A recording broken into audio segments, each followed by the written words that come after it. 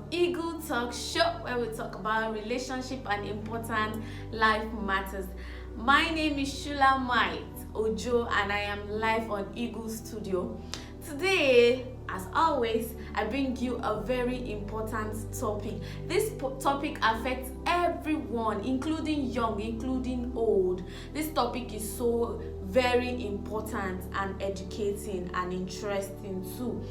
But before we move into today's topic, I would like to thank those, like always, I would like to thank my viewers, those people that subscribe to our YouTube channel, those who went to our Instagram to follow us and to also comment. I really appreciate and hope last week's message or last week's topic was a blast. Hope you guys enjoyed it. Hope you guys learned one or two from last week's topic. But I would like to dive into today's topic. Today's topic, is important, very, very important. And today we are going to be talking about sexual harassment. Sexual harassment. What is sexual harassment and how can we deal with sexual harassment? Sexual harassment can be split into three ways. It can be verbal, physical and visual. And sexual harassment is something that happens to us each and every day. It doesn't pick sizes. It doesn't pick age. It happens to everyone. And where we can see sexual harassment, we can experience sexual harassment everywhere. Anywhere we go, we experience sexual harassment. Be it we are at working place, be it at school, be it at the neighborhood, anywhere.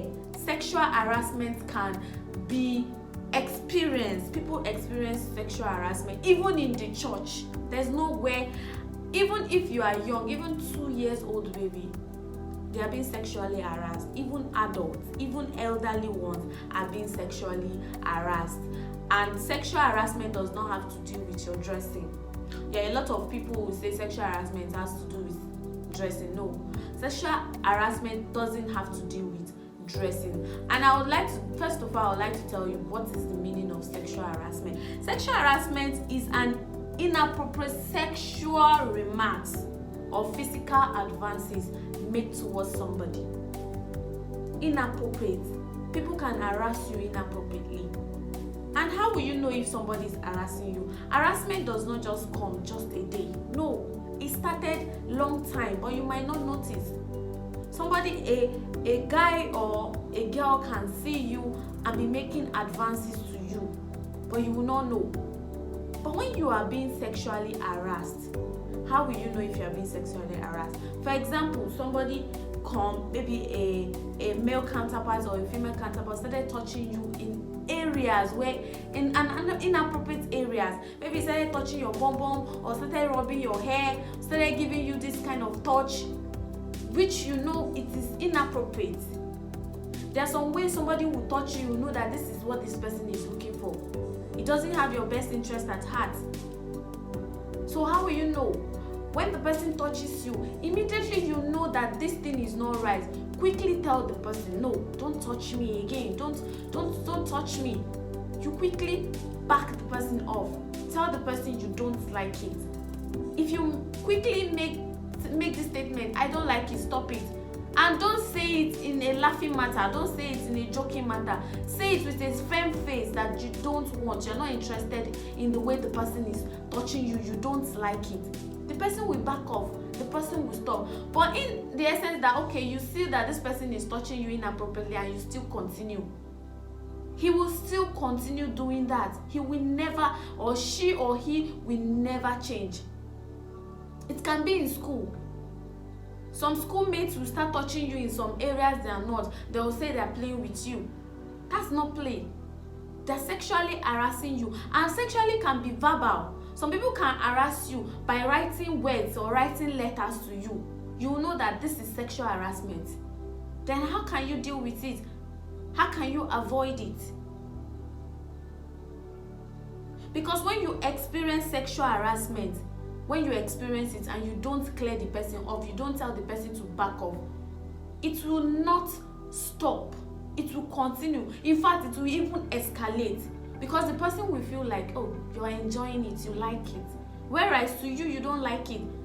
Maybe you are scared of the person. Maybe you don't want to talk out.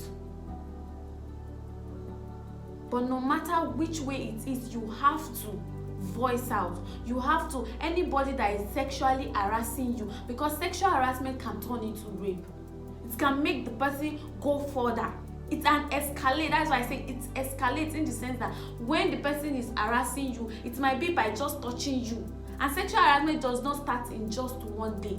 It has started since the person has the urge. It might start with letter. The person started writing you some inappropriate letters, and you keep off, you didn't say anything. You have to voice out. Nobody has not been sexually harassed, whether you're a child, whether you're an adult, one way or the other, you have been sexually harassed. It doesn't mean somebody should just grab you and sleep with you. No. Somebody can harass you through texting. Somebody can harass you through, oh, he's winking his eyes at you. You know that this person is looking for something. I have been sexually harassed before. How do you face somebody who is sexually harassing you? Sometimes you might be scared. Yes, it is when sometimes you'll be scared. Why are you scared? Maybe the person is older than you, or is bigger than you, or the person threatens you. And if you know this is beyond your power, you know somebody is harassing you sexually and the person continues, you've tried to back the person off and the person still continues, because there are some people that they will still persist and persist and persist. That is when it turns to rape, when you are not giving in to what they want. So the only thing you do is, if it's in school, you have been sexually harassed in school, you go to your teacher, tell him or her, this is what I'm experiencing. Then if the person doesn't want to listen, you tell your parents. Don't be afraid to tell your parent whatever it is. And also, I realize that even if some parents or some teachers doesn't like to listen to what you say, but they like it when you write it down. When somebody is harassing you sexually, do you know what you will do? The next thing to do is to write the date when it happened. Write the time when it happened. The exact word the person said, write it down and take it to elderly person. Not just elderly person, good ones. The ones that will be listening to you and hear your voice and listen and try to help. Not just anybody. And please, young ones, try to have this interaction with your parent. Don't be scared of your parents. Don't be scared no matter what. Learn to speak out when you are being sexually harassed. Because a lot of people, when you are being sexually harassed, you're scared to talk about it. You don't know if your family will believe you or not. Because maybe the person is closer to you. Maybe the person is a family member. Maybe the person is somebody you respect, or somebody your family respects, has regards on. And the person is harassing you sexually. Don't be scared to talk about it. I used to have an experience when I was young too. Somebody that was about to be married to my family was staying in my dad's house. We're staying in 2-bedroom flat. Me and my stepsister were staying in one room, my dad was staying in the other room. And this visitor came to our house. He was about to be married to a family member of mine. He stayed in our house for close to 2 months. Then I realized because of him, I had to okay, let me sleep in the couch in the parlor. Then he sleeps in our room. Then the children sleeps in my dad's room. There was a day, a night, this thing happened. I thought it was a dream. He came in the night, I was sleeping, and I felt somebody was touching me inappropriately. But I just tried to wait before. I woke up, I didn't see the person. But I knew somebody was touching me. Then the next day, it happened again. I speak up. I had to go and tell my stepmom, oh, there's this thing I'm experiencing. Somebody is always touching me, and I don't know the person. And told me, are you sure it's not a dream? I said, no, it happens. And I said, okay, don't worry, we'll know what to do about it. The same person came again. And this time I was alert. I did not sleep. And when he touched me, I landed the person a slap. I don't know who he was, but I landed him a slap. And the person ran inside. I knew this thing was true. I went to my stepmother in the morning. I told her this is what I'm experiencing. And the person lose my respect totally. I wasn't scared because I'm this kind of person. I'm meant to speak out. When something is wrong with me, I don't keep it inside me. I speak out. I told my stepmom, this is what I'm experiencing. Somebody is touching me and the person came and I landed the person a slap. My stepmom, okay, I'm not going to sleep, I'm going to monitor the person. And the person still have the guts to still come back. He still came back, he was touching me. My stepmother opened the door and he caught him red-handed. But he ran inside. He was so ashamed. Then he didn't even stop at night. Later at the daytime, because my stepmom would go to work, my dad would go to work, it would remain only me and him. The day there was holiday, I used to go to school, but there was holiday at that point. I didn't go to school, but my stepsisters, they went for a lesson. So I was home alone. Then I went to fetch water. When I came back, he was trying to touch me. I like you, this and that, this and that. I had to push him, I had to run out. I stayed outside, I didn't come back till my stepmom came back. When she came back, I told her, this is what this man is doing to me. And he told my dad, and they have to chase him out of the house. They asked him to leave. I can't accommodate you in my house and you're touching my daughter inappropriately. This thing happened to me twice, 3 times, where I stay with each of my uncles. But I was able to speak up. I don't learn to shut my mouth when I'm being sexually harassed. So when you are being sexually harassed, no matter how somebody touch you, you see some elderly ones sleeping with 2-year-old child, harassing a 3-year-old, some even 3-month-old child, which is very bad. Children are not safe with adults anymore. And it is not only women that are being sexually harassed, even men. Some men are being sexually harassed. Even in school, you see some guys are being raped. Some young boys are being raped. It doesn't happen to females alone. So why not stop it? And parents, please, if you learn to listen to your child. My grandmother, when I was staying with my grandma, she has a sign language she used to give me. Anytime I want to talk to her in a private way, there's a sign I give to her. She will know this thing is private. I want to talk to her. Some parents will not even care about your child. Your child comes back from school, she wants to talk to you. You don't even care. You are pressing your phone. She say, "Mommy, I want to talk to you." You say, "Talk, I'm hearing you." And you are doing what you are doing. You don't even know the sign language of your child. There's no child in this earth that doesn't have a sign language. When a child is trying to talk to you, look into the child's eyes. Her eyes will determine what she wants to tell you.